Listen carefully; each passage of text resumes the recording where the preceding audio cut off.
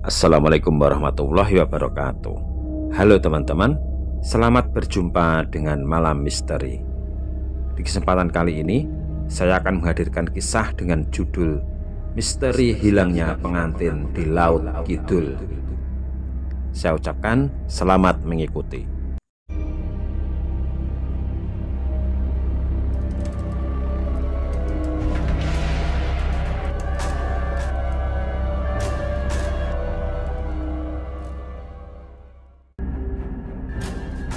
Pengantin baru ini sebut saja namanya Arman dan Henny.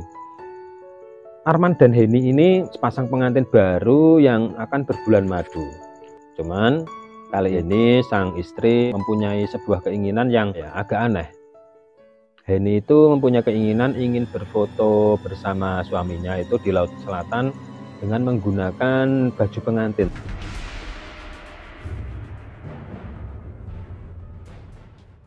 Nah, dalam perjalanan ke tempat wisata itu, mereka mengajak adiknya Henny yang bernama Fitri dan temannya yang bernama Widya. Widya ini seorang fotografer yang merupakan sahabatnya Henny. Setelah sampai di tujuan, tepatnya di Pantai Parangtritis, mereka berfoto-foto dengan memakai baju pengantin yang lengkap.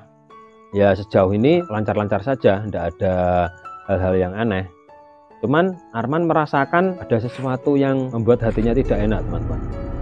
Bagaimanapun juga dia melihat istrinya memakai baju pengantin itu mirip seperti lukisan yang selama ini dia lihat, yaitu lukisan Nyai Roro Kidul.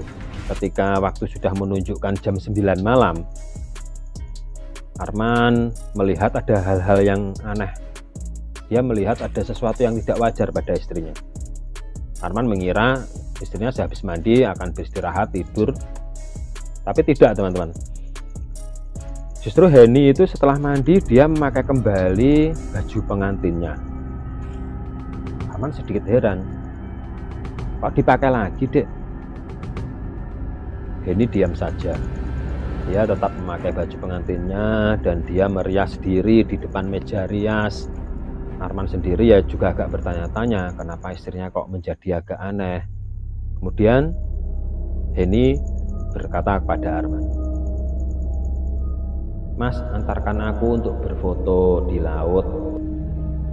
Kata-katanya datar saja. Biasanya Arman itu kalau mendengar istrinya berkata atau gimana, dia suka menggoda atau mengajaknya bercanda lah, menimpali dengan kata-kata candaan. Tapi kali ini sepertinya Arman tidak punya keberanian untuk mengajak bercanda istrinya. Karena dia merasakan kalau kata-katanya itu datar, tidak ada nada, tidak ada intonasi, seperti kata-kata robot lah, datar gitu. "Mas, antar aku berfoto di laut." Loh, bukannya tadi siang kita mendapatkan banyak jepretan toh, Dek? Kita sudah mempunyai banyak koleksi foto-foto kita dan hasilnya sudah bagus semua. Apa masih kurang, kata Arman. Henny diam saja. "Aku ingin menjadi pengantin selamanya, Mas," kata Henny tetap dengan nada datar. Mendengar hal itu, hati Arman semakin tidak enak. Menjadi pengantin selamanya, maksudnya apa ini? Sepertinya kata-katanya biasa tapi kok terdengar menyeramkan, ingin menjadi pengantin selamanya. Tapi karena Arman itu sejak dulu orangnya selalu mengalah dan tidak ingin berdebat, akhirnya Arman menuruti permintaan Henny. Mereka berdua pergi keluar kamar. Namun Arman menyempatkan diri untuk mampir ke kamarnya Widya dan Fitri. Widya dan Fitri juga merasa aneh. Dia mendengarkan ceritanya Arman sambil sekali melirik ke Henny yang ada di seberang jalan jauh sana itu. Widya dan Fitri melihat Henny dengan pakaian pengantin lengkap, duduk seperti patung, tatapan matanya kosong. "Iya, Mas, Mbak Henny kok agak aneh," kata mereka. "Ya udah, gini aja, kita ikuti saja keinginannya, maunya apa," kata Arman. Akhirnya mereka bertiga mengikuti Henny. Widya sebagai fotografer mendampingi Henny dan menunjukkan tempat-tempat yang bagus untuk berfoto. Tapi Heni diam saja, dia hanya menggeleng, tidak menjawab dengan kata-kata. Di sini Mbak, tempatnya enak, kata Widya, tapi Heni tetap menggeleng. Akhirnya Widya berkata, kalau menurut Mbak Heni enaknya di mana? Heni tetap diam saja, kemudian tangannya menunjuk gini. Akhirnya mereka semua mengikuti keinginan Heni untuk berfoto di tempat yang ditunjuk oleh Heni. Namun tiba-tiba Heni berjalan menuju ke laut. Dia berjalan perlahan-lahan. Arman melihat hal itu langsung berlari mengejar Heni. Heni, kamu mau kemana? Berbahaya Heni, kita pulang saja. Heni tetap diam saja. Sesekali dia memegang bunga-bunga hiasan pengantin di samping rambutnya. Arman pun jadi bingung, dia berbalik menghadap Widya dan Fitri, minta sarannya Fitri dan Widya. Gimana ini? Sambil berbisik gitu. Widya dan Fitri pun juga bingung, gimana mereka. Udah gini aja Mas, paksa saja Mbak Heni pulang ke hotel. Akhirnya Arman yang selama ini selalu mengalah pada Heni, karena kali ini kondisinya lumayan darurat, Arman bertekad akan memaksa Heni, kalau nggak mau akan digendong untuk menuju ke penginapan, karena dia merasakan ini sudah nggak wajar. Ketika Arman berbalik ingin menggendong Heni, ingin menghampiri Heni, mereka melihat ternyata Heni sudah tidak ada. Waduh, gimana ini Heni? Arman sempat panik, Widya, Fitri juga panik semua. Mana Mbak Heni? Akhirnya Arman meminta tolong warga sekitar untuk membantu mencari Heni. Dan warga-warga sekitar yang masih melek, yang belum tidur, mereka semuanya membantu Arman mencari di mana Heni berada. Mereka memanggil nama Heni, tapi tetap juga belum ketemu juga. Arman sendiri juga sangat panik dan bingung. Kemudian dia mendengar HP-nya ada yang menelpon. Begitu dia melihat HP-nya, ternyata yang menelpon itu mertuanya. Arman bingung, apa ya nanti yang akan aku katakan kepada ayahnya Heni. Dengan ragu-ragu akhirnya Arman mengangkat teleponnya. Waalaikumsalam warahmatullahi wabarakatuh. Ada apa ayah? Kata Arman. Dia memanggil mertuanya memang dengan sebutan ayah. Nah, di dalam telepon itu ayahnya Heni itu mengatakan kalau ternyata Heni ada di rumahnya. Padahal Heni itu rumahnya Nganjuk. Dapat dibayangkan Nganjuk dan Parangtritis itu berapa jauhnya bisa kita perkirakan. Ternyata Heni sudah pulang di Nganjuk dengan memakai baju pengantin dan jalan kaki.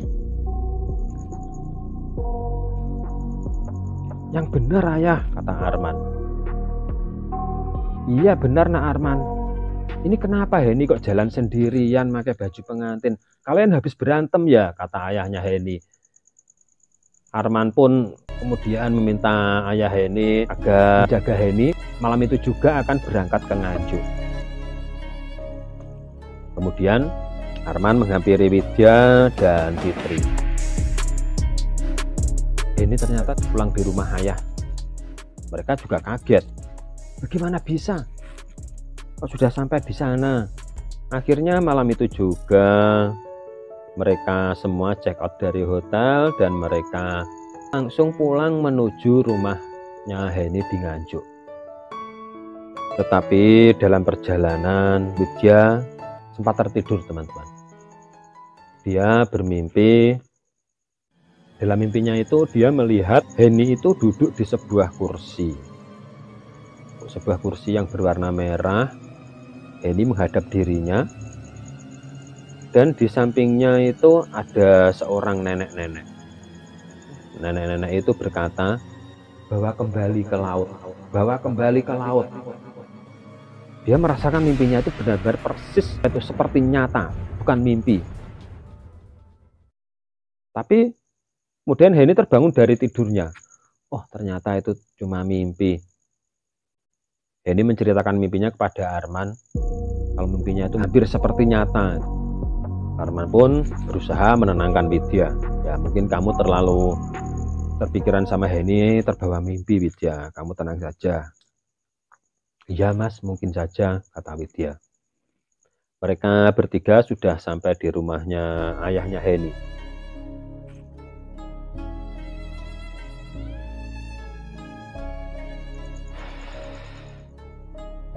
Sesampainya di rumahnya ayahnya Heni, Arman menceritakan semuanya kepada ayahnya Heni, mulai dari pertama kali kejadian sampai Heni tidak ada dia ceritakan. Dan Fitri mencoba menguatkan argumennya Arman. Dia menjadi saksi istilahnya. Ya supaya Arman tidak dituduh kalau dia mengarang cerita atau mengada-ngada.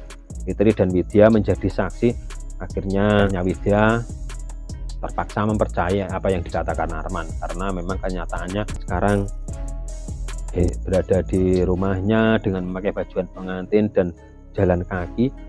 Dan yang paling mengherankan itu Heni masih dalam kondisi diam, datar, tidak ada ekspresi teman-teman. Dia seperti patung duduk. Kalau ditanya cuma hanya bisa menggeleng dan mengangguk. Jika minta sesuatu dia tinggal menunjuk, tapi mulutnya sama sekali tidak berkata apapun. Widya tiba-tiba merasakan sesuatu yang sangat menyeramkan. Di rumahnya ayahnya Heni itu kursi tamunya berwarna merah teman-teman. Dan Heni duduk di kursi merah itu posisinya menghadapnya itu persis seperti di mimpinya Widya. Widya melihat sama persis seperti di mimpinya Heni duduk di kursi merah. Dan Heni pun melihat di sampingnya itu ada seorang nenek-nenek persis juga di mimpinya itu. Dan nenek-nenek itu juga berkata, "Kembalikan Heni ke laut." Widya melihat itu hanya bisa berteriak dan menunjuk-nunjuk. "Arman, Fitri, apa kalian nggak lihat itu ada nenek-nenek? Itu ada nenek-nenek." Widya terus berteriak histeris seperti itu. Tapi semuanya tidak melihat kalau di situ ada nenek-nenek. Yang cuma melihat hanya Widya. Dan dalam penglihatan Widya, nenek-nenek itu terus berkata, "Kembalikan ke laut, kembalikan Heni ke laut." Nah, akhirnya Widya pingsan. Kemudian ayahnya Heni menyarankan kepada Arman untuk memanggil Mbah Kromo. Mbah Kromo itu sesepuh desa di desanya Heni, di mana dipercaya Mbah Kromo ini memiliki kemampuan untuk hal-hal seperti ini, orang pintar lah istilahnya. Akhirnya Mbah Kromo datang. Kemudian Mbah Kromo berkata, karena penyakitnya itu dari sana, ya kita mencari obatnya di sana. Maksudnya di sana itu di Laut Selatan. Akhirnya mereka semua berangkat ke Laut Selatan, dan di sana oleh Mbah Kromo, Heni disuruh berkumur-kumur air laut di sana. Heni pun menuruti kata-kata Mbah Kromo. Dia berkumur dan cuci muka dengan air laut dari pantai Parangtritis itu tadi. Setelah Heni cuci muka dan berkumur dengan air laut dari Parangtritis itu, tiba-tiba Heni tersedak dan muntah, kemudian pingsan teman-teman. Setelah sadar dari pingsannya, Heni pun membuka matanya. Dia sangat kaget. "Loh, kenapa saya ada di sini?" Dia melihat ayahnya, melihat suaminya, melihat Mbah Kromo, dan dia sangat heran ketika dia melihat dirinya itu memakai baju pengantin. Dia sangat heran sekali. Apa yang sebenarnya terjadi? "Sudahlah, kamu istirahat dulu," kata Arman menenangkan Heni. Setelah itu mereka masuk mobil dan pulang ke Nganjuk. Ya, Heni bercerita kalau dia itu seperti diantar oleh dua anak kecil. Nah, dua anak kecil ini memakai kebaya seperti pendamping pengantin Jawa. Kalau istilahnya, kalau di daerah saya istilahnya putri dumas teman-teman. Putri dumas itu biasanya dua anak perempuan umur kira-kira umur 5 atau sampai 7 tahun. Mereka biasanya mendampingi pengantin dan mereka memakai kebaya Jawa lengkap Dia melihat seperti ada dua anak kecil berpakaian putri domas mendampinginya dan menggandeng tangannya mengajaknya jalan-jalan. Ini merasakan dirinya diajak ke tempat-tempat yang selama ini dia ingin kunjungi, seperti Candi Borobudur, Prambanan, dan ada sebuah tempat yang Heni tidak tahu tempat apa itu, cukup aneh. Tapi intinya Heni sudah melalui banyak sekali perjalanan bersama anak kecil itu tadi. Ketika tiba-tiba dia merasakan kalau tenggorokannya itu rasanya sangat asin dan serak seperti menelan air laut. Nah, ternyata waktu itu mungkin dia sedang disuruh Mbah Kromo berkumur air laut itu tadi. Dan kemudian dia seperti tersadar dari sebuah tidur. Kalau apa yang dialami Heni ini memang suatu kejadian yang di luar nalar. Tapi hal seperti ini memang banyak terjadi di daerah pantai selatan, teman-teman. Bagi penduduk sekitar mungkin ini bukanlah hal yang mengherankan, tapi bagi orang yang belum pernah mengalami, mungkin ini sebuah kenyataan yang sulit diterima akal sehat. Nah, mungkin cukup sampai di sini ya, teman-teman. Jangan lupa komen, like, dan subscribe supaya saya lebih semangat lagi menghadirkan kisah-kisah menarik di beranda YouTube Anda semua. Sekian dan terima kasih. Wassalamualaikum warahmatullahi wabarakatuh.